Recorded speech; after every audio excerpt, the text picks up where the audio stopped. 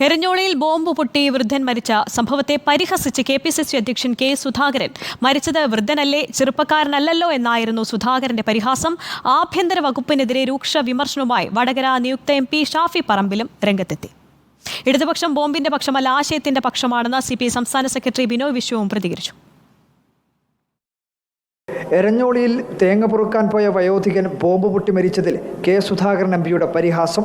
വിചിത്രമായ പ്രതികരണമാണ് കെ സുധാകരൻ നടത്തിയത്.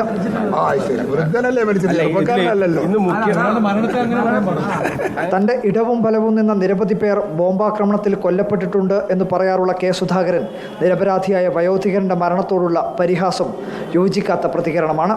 ഇടതുപക്ഷം ബോംബിന്റെ പക്ഷമല്ല, ആശയത്തിന്റെ പക്ഷമാണെന്ന് CPI സംസ്ഥാന സെക്രട്ടറി ബിനോയ് വിശ്വം പ്രതികരിച്ചു. ഇടതുപക്ഷം ബോംബിൻ്റെ പക്ഷമല്ല, ഇടതുപക്ഷം ചിന്തയുടെ ആശയ സമരത്തിൻ്റെ പക്ഷമാണ്.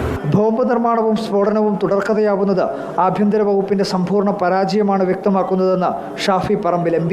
പോലീസിന് സ്വതന്ത്രമായി പ്രവർത്തിക്കാൻ അനുമതി കൊടുക്കാനുള്ള ഇച്ഛാശക്തി ആഭ്യന്തര വകുപ്പിന്റെ തലപ്പത്തിരിക്കുന്ന ആൾക്കുമില്ല, ആഭ്യന്തര വകുപ്പിന് നേതൃത്വം നൽകുന്ന പാർട്ടിക്കുമില്ല. അതില്ലാത്തതിന്റെ പേരിലാണ് ഇവിടെ ആളുകൾ മരിക്കുന്നത്.